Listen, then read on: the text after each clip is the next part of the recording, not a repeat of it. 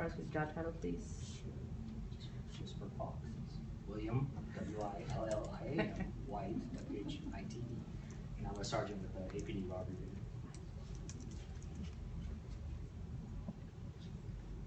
Can you start with what you have and information you have on this? Oh, I'm not sure if y'all want to ask questions for sure. Basically, the Austin Police Department Robbery Unit, we're seeking the public's assistance in a series of robbery cases we've been having over the last few weeks.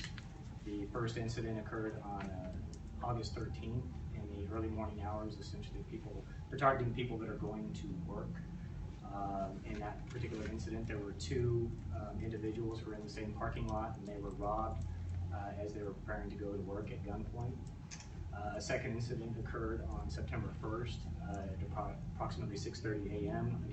Again, same circumstances over in 7020 Grand Canyon. They robbed an individual at gunpoint who, again, was preparing to go to work in a parking lot. There was another incident the following day on September 2nd at 5:17 a.m. in the 2000 block of Cheshire Drive, where they robbed a suspect who was waiting for his ride to work. During that incident, they actually did shoot the victim and caused an injury to his leg. And then the most recent case we had is the incident that occurred on September 22nd at approximately 4:45 a.m. in the 5900 block of Maynard Road, where there was a city worker who was robbed at gunpoint. And during that incident, they fired a round and shot him in the face. And at the same time, one of the suspects broke off and chased down a second victim and robbed him at gunpoint as well. The suspects in these series are both described as black males, the first one being late 20s to early 30s, approximately 6 feet tall with a medium build. The second also is a black male, late 20s to early 30s. Shorter than suspect one, possibly short as 5'5" to 6 foot tall, also with a medium build. Both suspects tend to wear darker clothing, hoodies, and they tend to cover their faces with some type of covering or masks. There was a suspect vehicle that was captured on video from the last incident, and we were releasing stills as well as the video. It was described as an older model 4-door, dark-colored mid-size sedan. We're not sure on the make and model, but it does have some distinct features that we're hoping the public can help us locate the vehicle and the suspects, which include a dent on the right front passenger door, as well as no hubcaps, and it's the rims underneath the hubcaps where they would be black in color. So any rhyme or reason to how they're picking their victims? They appear to be targeting victims that are waiting, either going to work or waiting for the ride to work, and it's going to still be in the early morning hours before the sun comes up, so they still have darkness as their ally. So they basically are operating in the dark between the hours of, I would say, 4:30 a.m. to 6:30 a.m. when it's still dark outside and people are out not expecting to be robbed, they're just waiting to go to work. But you're saying parking lots, are they by bus stops? I mean, is it? Well, in several of the cases, people were actually in apartment complex parking lots, either getting ready to go into work by getting into their car, or they were waiting on a ride. In other instances, like the most recent incident, which happened to the city worker, he was actually just working when they attempted to rob him, and then there was the guy that was across the street waiting for the bus, who was right there, who one of them broke off to rob him. Do you believe they're getting more violent as they continue to target people? Yeah, absolutely. In the second to the last incident was when they fired and shot the guy in the leg, and then again in this most recent incident, they just shot the guy in the face when he didn't immediately comply. Are the victims saying the suspects are saying anything to them prior? Yeah, they're demanding the property prior to anything else occurring. They're demanding that they hand over what property they have to them. So what exactly is AP doing when it comes to those specific areas? Adding patrol, anything like that?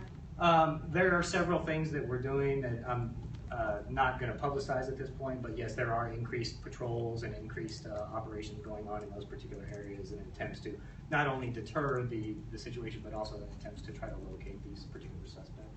Can you talk to us about the city worker? I don't know that we've had an update on the condition of that person. Oh, his injuries were minor. He was treated and released that day. How crucial is this new evidence with the car? Well, it all depends on the public. We're hoping that the public will recognize this car, these guys. I know we don't have very good descriptions on the guys, they're pretty generic, but we think the key may be the vehicle. Somebody out here has probably seen this car and knows who drives it. It's pretty distinct in the fact of that damage to the door and the missing hubcaps and rims. Somebody in those particular areas knows this car, and we're hoping that they'll call in with some tips. They can be anonymous, of course.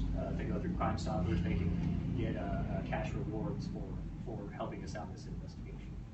Do y'all believe it's just these two suspects, or is there a group behind them and these two are just the ones going out? We don't have any indication that there's anyone else involved besides these two. So at this time, we don't have anything to suspect that there's more than these two suspects out there. Are the victims saying anything memorable about their voices? Deep accents? No. What was the main link between all of these robberies that kind of pointed out to these two guys? Basically, it's centered around the time of day and the victim, the type of victims being targeted, those waiting for work or going to work, the area of town, the description of the suspects, and their MO as to how they were operating. One more question. For people who are going to work, obviously they can't stop and you don't want people to live in fear. What's your advice to folks? Well, we do have some safety tips and some advice for people. Obviously, yeah, you have to go to work, but we recommend a few things. We don't want you to carry more cash than is necessary if possible. Bottom line, be aware of your surroundings. Get your head out of your phone. Pay attention to what's going on around you. If you're up there playing on social media or texting, that's when a lot of these robberies happen. You get that bright screen in your face and you have no idea what's going on around you. You can change your routine a little bit. Maybe have your buddies pick you up at a different location. Maybe take a different bus at times. That can also help throw people off in case they're watching you. And then, of course, if you see anything unusual, we want you to report it. If you see people that look like they're hanging around watching people, or even if they didn't rob anybody, but you saw them and maybe they looked like they were casing areas, yeah, we absolutely want you all to call us. What part of town? This is in Northeast Austin. Anything else that you would like to add about frustrations and trying to get these guys?